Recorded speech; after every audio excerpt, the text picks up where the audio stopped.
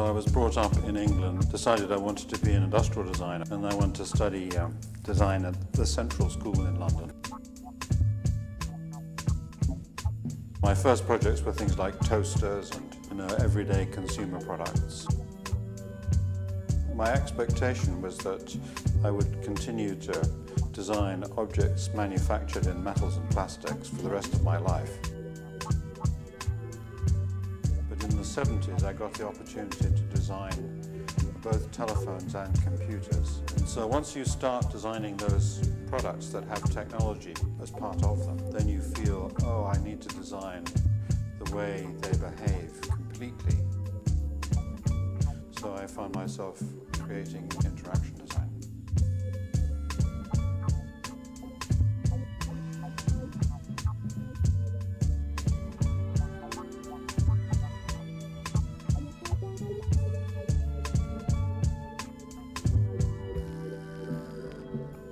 Everything that can be digital will be.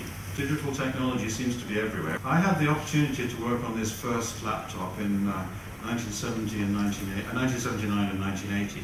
And at that time, computers that were supposed to be portable were in big suitcases with a tiny little screen at the top.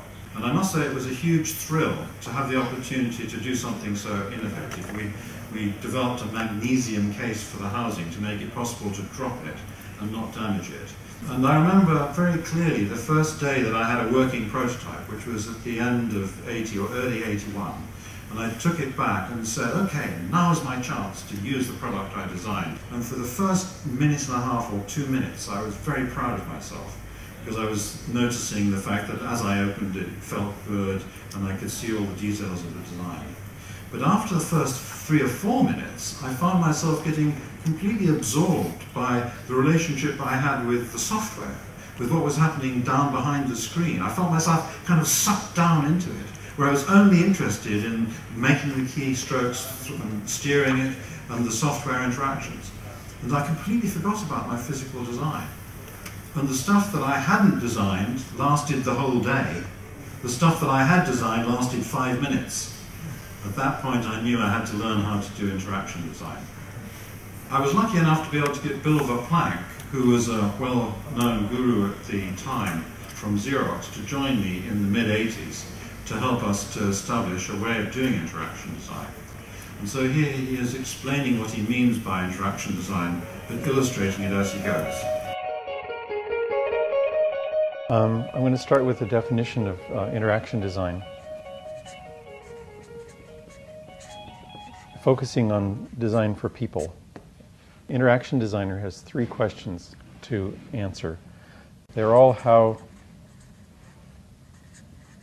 do you questions. The first question is how do you do? How do you affect the world? And I think of a simple choice there between handles and buttons. So I can deal with the world by pushing buttons, or I can grab a hold of the world and manipulate it, or grab a hold of a product and turn it or twist it. This is the handle world. It's the world of continuous control. The buttons are the world of discrete control. The second question is how do you feel?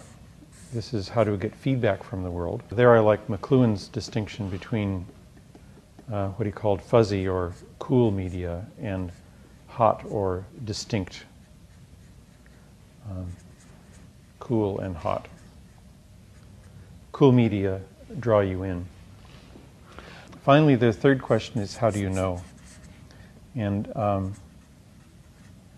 as we design interactions with computers in them, it's very difficult for the user of those products to know exactly what they're going to do. And a nice dichotomy is deciding whether the user needs a map to see an overview of how everything works, or maybe the user just needs to know exactly what to do moment to moment, and a path is sufficient. Do this, do this, do this, do this. So those are the 3 basic things that happen in an interaction. I think the internet really is changing everything. You know, the connectivity, the way they've been connected together, whether it's wired or wireless, the fact that it's there is really making an incredible difference to everybody's life. And who is the most interesting innovator in the internet? Well, of course, it's Google.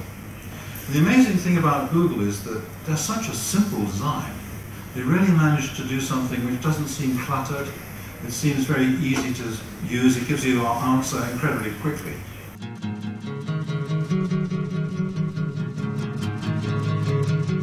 We said, oh, we should just go out and start a company. And we developed this thing called PageRank, which lets you determine the importance of pages based on the links to them. You start with a web page. Actually, we used to start with my homepage. And you just follow the links. So it's like you're surfing, but you just follow the links from that page. And you keep doing that until you have the whole web. I designed the page, and I wasn't about to spend a lot of time on it, so I just put a search box in there and the search button and the logo, and that was it. Eventually we added a little bit of stuff about the company, but it was still quite small and compact. And we realized how powerful that was, because it actually matters when you go to the homepage of a search engine. You don't want to spend a lot of time trying to find the search box. You really want people to come there and then be able to right away use it for what they want. And after that, we made a conscious decision that we were going to, in fact, take things off that page. So we've added a lot of services. It's a design challenge to add services without increasing the complexity. We like to say we're focused on the ultimate search engine. And the ultimate search engine would basically understand everything on the web. It would understand exactly what you wanted. It would give you the right thing or the right things. So thinking about the way the web is changing, the internet is changing, I think it's interesting to think about this historical analysis which was made by Terry Winograd. If you look at the way people have used computers, they come in three different styles: conversation, locomotion, and manipulation.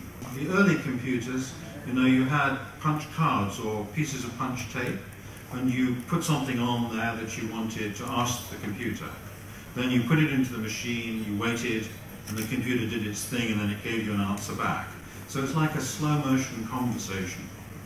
Then the revolution was the idea of the desktop metaphor on the mouse. You can grab things, you can open a file by clicking on a folder or dragging and dropping something.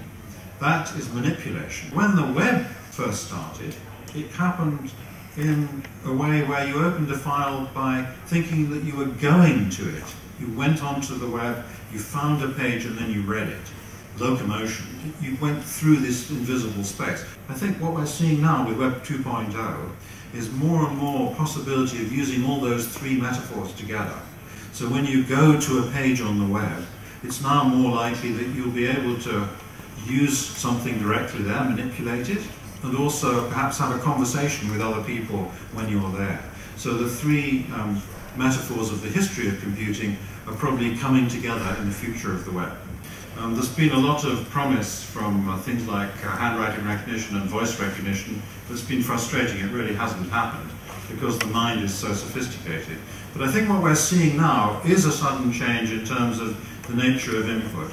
Take the iPhone and you've got gestural interface. You're able to flick it and use your fingers in an interactive way that's very different from moving a mouse around. And a couple of weeks ago, there was an exhibition in San Francisco I didn't go to, but I saw this announced in the paper, that at last we have a brainwave measuring device which is cheap enough to be used for gaming. And it measures the brain waves in your head. Now it's come down to the point where you actually can measure your brain waves enough to be able to think your way through a space, a virtual space. So maybe we won't need anything physical at all as we move into the future. Thank you.